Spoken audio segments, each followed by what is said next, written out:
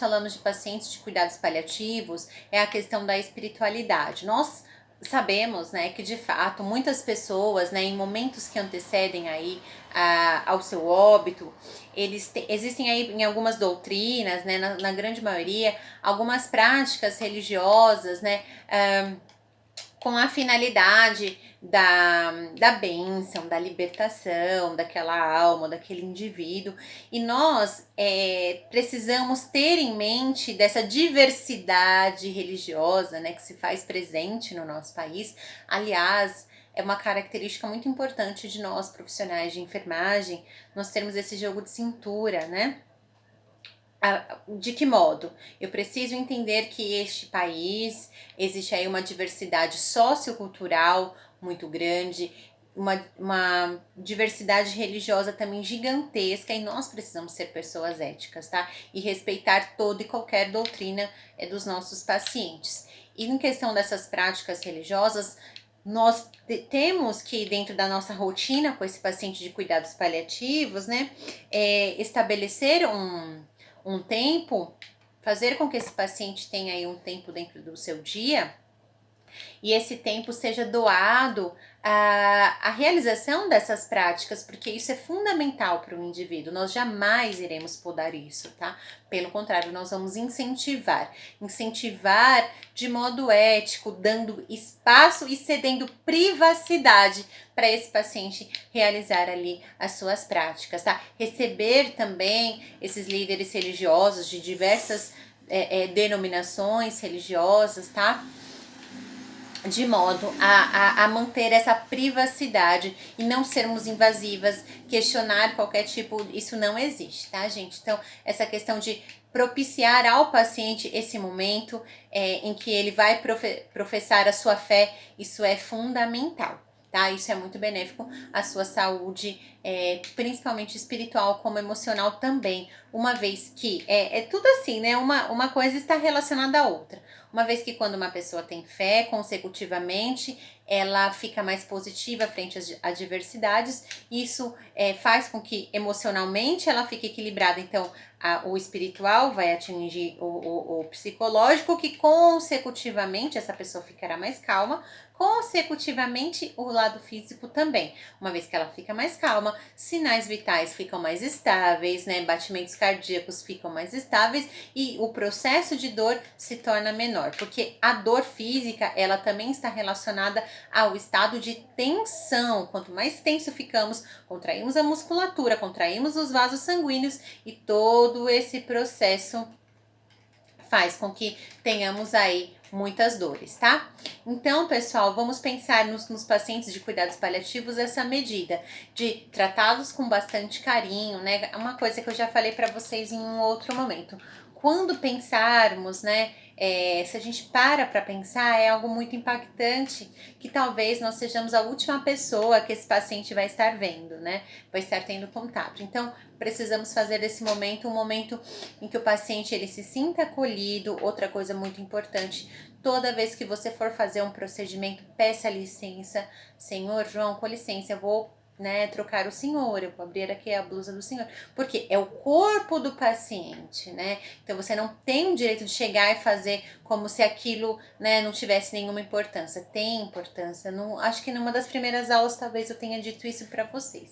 Aquela pessoa que hoje está numa situação tão difícil, né, que não consegue nem abrir os olhos, tá ali acamada, aquela pessoa já foi muito importante para nossa sociedade, já contribuiu muito com o seu trabalho, com a sua inteligência, com a sua honestidade, e hoje se encontra nessa situação.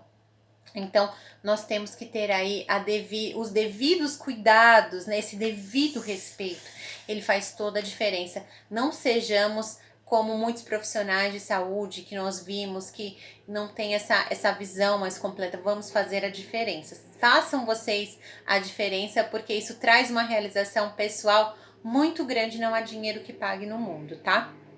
Então, sempre que você vai fazer um procedimento no seu paciente, não importa qual estado, qual estágio coma que esse paciente apresenta, nível de consciência rebaixado, você vai fazer um procedimento, apresente-se, peça licença, porque na verdade é o que tem que ser feito no sentido ético, da assistência de enfermagem, né? Respeitar a privacidade do paciente, pedir com licença, né? Se esse paciente ele tiver a oportunidade, né? Ele tiver a capacidade cognitiva de dizer o que ele quer e o que ele não quer, isso ser respeitado, tá? Porque ele é um indivíduo que mesmo com suas dificuldades, ele possui autonomia sobre a sua vida e esse aspecto é muito importante e deve ser respeitado, tá? Então, esses pacientes é algo que nós temos que pensar aqui no sentido de garantir a ele o maior conforto nesses momentos que talvez possam anteceder a sua morte, ou como aqui citado nesse artigo, ou então em momentos em que haja aí a confirmação do diagnóstico de uma doença letal, ou seja, o paciente ele recebe o diagnóstico de uma doença que praticamente não tem cura, e a partir daí o nosso trabalho de cuidados paliativos já se torna extremamente importante, tá? Deixa eu só fazer uma retomada para vocês que existem alguns níveis aí de atenção à saúde e todos eles, por isso que eu digo a vocês, todos eles nós da enfermagem iremos atuar. Eu falo para vocês, é preciso ser versátil, é preciso ter autonomia nessa área. Vamos lá. Então, nós trabalhamos no nível primário de atenção à saúde. O que é o nível primário? É quando nós vamos trabalhar, tá? Aí eu vou chegar nos cuidados paliativos. Vocês vão perceber que são várias fases. Então, no nível primário, eu atendo os meus pacientes que ainda não estão doentes, mas é dever da enfermagem atender a população ainda saudável a fim de evitar que essa população fique doente. Então, é o que acontece quando existem campanhas de imunização, campanhas educativas referentes a um tema que vai ser trabalhado, como Outubro Rosa contra o câncer de mama. Então, nós trabalhamos aqui com a prevenção. Então, a enfermagem, ela se faz essencial aqui na realização de exames, nesse nível primário de atenção à saúde. O nível secundário é quando uma determinada doença já está instalada e será tratada, tá? Doenças de diversas naturezas. E o nosso objetivo aqui é restabelecer o paciente. O nível terciário de saúde é quando a doença deixou sequelas e a gente vai reabilitar este paciente para que ele se insira na sociedade e se iguale o máximo que puder a todas as outras pessoas. E temos também os cuidados paliativos, né, que são pacientes que não têm perspectiva de cura, que são aqueles pacientes que estão próximos à terminalidade, né, com doenças terminais.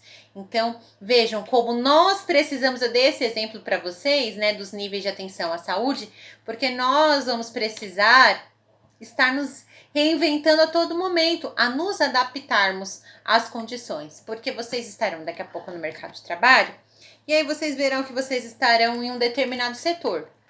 Vocês estão na clínica médica, mas de repente o funcionário da pediatria faltou. E quem que vai substituir o funcionário? Você. Então você precisa ter essa autonomia, essa versatilidade, isso é muito importante, tá? Ou seja, vocês conseguem perceber a grandiosidade do nosso trabalho? Nós vamos atuar em todas as fases do indivíduo. Nós vamos atuar na fase em que o indivíduo ele não tem nenhuma doença, em que ele é saudável, tá? E nós vamos fazer a prevenção para que ele não tenha doenças, o nosso intuito no nível primário.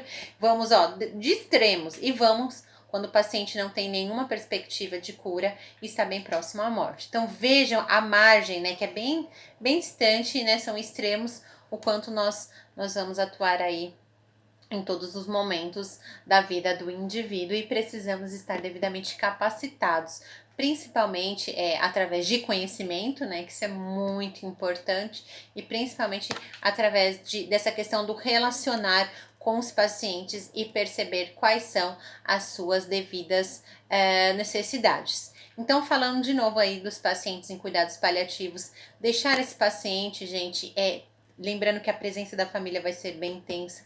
Então, sempre vamos trazer esse familiar para perto, nunca afastar. Livrem-se daquele mito que familiar de paciente é chato, isso e aquilo. Lembre-se que você também é um familiar de um paciente, né? Então, isso é importante a gente frisar.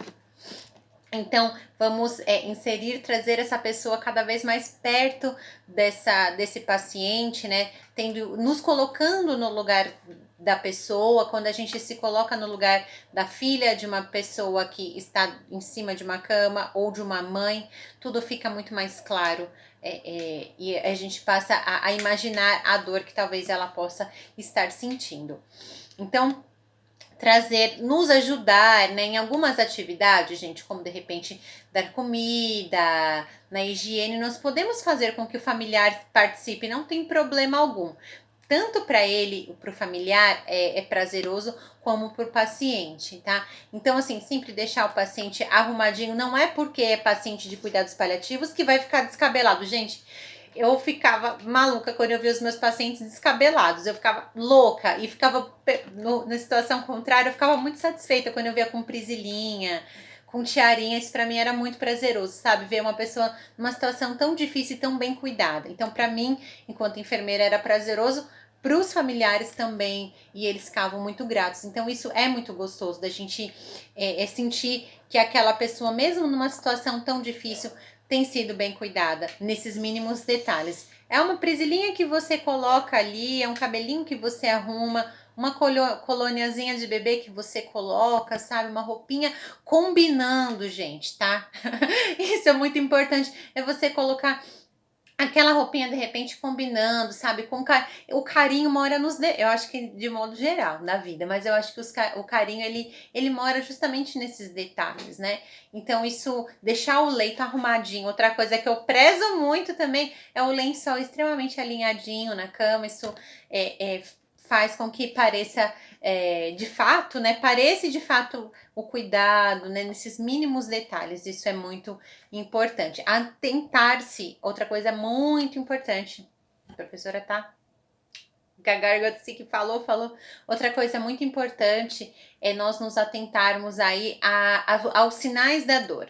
Como esse paciente não vai falar, você muitas vezes precisa estabelecer, você que vai cuidar dele por muito tempo, porque pacientes de cuidados paliativos, eles ficarão hospitalizados ou eles ficarão em casas de repouso, em clínicas por muitos anos. Então, você vai criar com o seu paciente meios de se comunicar, que não seja verbalmente, porque ele não vai conseguir falar, né, em muitos casos. Então, nos casos em que o paciente não consegue verbalizar, você estabelece uma conexão com ele. No meu caso, eu sempre falava para os meus pacientes assim: se você tiver com dor ou você quiser alguma coisa, mexe o braço, aperta assim o braço, né? Tipo uma contração.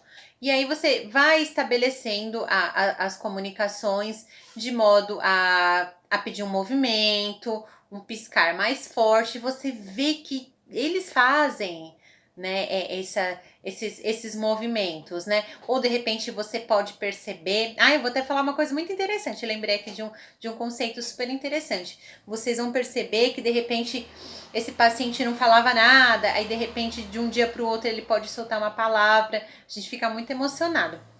Eu não sei se vocês já ouviram falar sobre a melhora da morte. E vocês vão observar muito isso dentro da assistência de enfermagem, que são aqueles pacientes que, sem perspectiva de cura, sinais vitais desestabilizados, com quadros bem complicados, apresentando um monte de sintomas, como dor em diversos locais. O paciente pode até estar agitado. E aí, passa alguns dias, eles têm uma melhora surpreendente e repentina, né? Existe aí uma teoria, tá, gente? Nada cientificamente comprovado, mas vocês vão observar isso, vocês vão lembrar da professora. Existe uma teoria chamada aí a melhora da morte. O que isso significa? São pacientes que, de modo muito espontâneo, apresentam uma melhora muito significativa, talvez consigam até verbalizar, aqueles pacientes que não falavam, consigam até verbalizar alguma palavra. E o porquê que isso acontece? Eu, particularmente, acredito bastante, é só uma teoria, tá, gente? Existem aí profissionais que acreditam no seguinte aspecto: uma vez que esse paciente ele precisa se desprender, né, da vida terrena e deixar ali os seus familiares, nos deixar, porque eles também criam vínculos afetivos conosco, e uma vez que eles precisam e Deus precisa recolhê-lo, ele precisa deixar todo mundo com aquela... Olha, eu acho muito lindo isso. Ele precisa deixar a todos com essa última imagem, né? Onde ele conseguiu de repente comer algo que não conseguiu falar. Então tem essa melhora repentina, para que todos os familiares fiquem com essa última imagem desse paciente, que até então eram imagens de sofrimento. E a partir daí, esse paciente, ele consegue fazer com que seus familiares fiquem mais leves para executarem as suas tarefas, para, sabe, eles que tudo fique mais leve esse processo, até que ele consiga se desprender daqui e Deus o leve a um outro plano. Então é uma teoria que eu acho muito bonita, para mim tem é muito significativa, porque dentro da minha experiência enquanto enfermeira, eu já verifiquei muito isso. É uma constante aí que vocês vão observar que o paciente, ele tem uma melhora repentina, e quando você vai ver, passou aí um dia ou 2 dias, ele vem a óbito. Então, essa teoria eu acho muito bonita, né? E é sempre bom a gente crer numa situação não tão óbvia, né? Isso aí faz parte da nossa vida. Pessoal, eu acho que hoje a professora falou muito.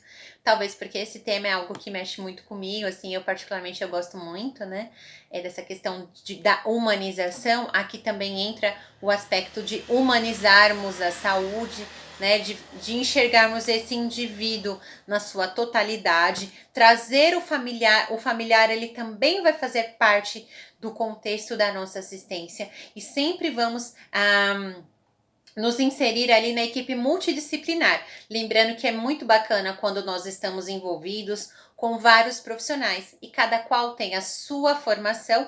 E aí, pessoal, eu vou dar outra dica para vocês. Aprendam, tá? Tem muitas coisas que eu ensino a vocês hoje que eu aprendi durante a minha jornada com profissionais de outras áreas, a equipe multidisciplinar.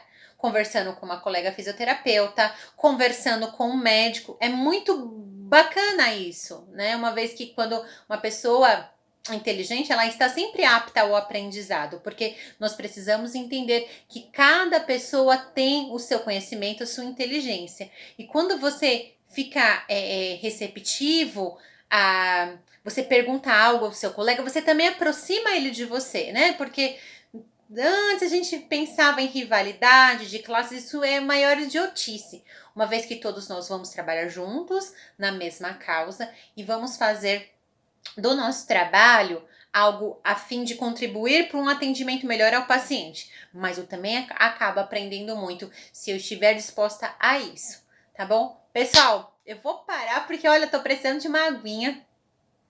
E olha, muito prazeroso falar desses assuntos aqui com vocês. Sentirei saudades da turma, tá, gente? Amanhã a gente vai fazer nossa provinha. E é isso. E vamos dar continuidade ali na plataforma. Muito obrigada, pessoal!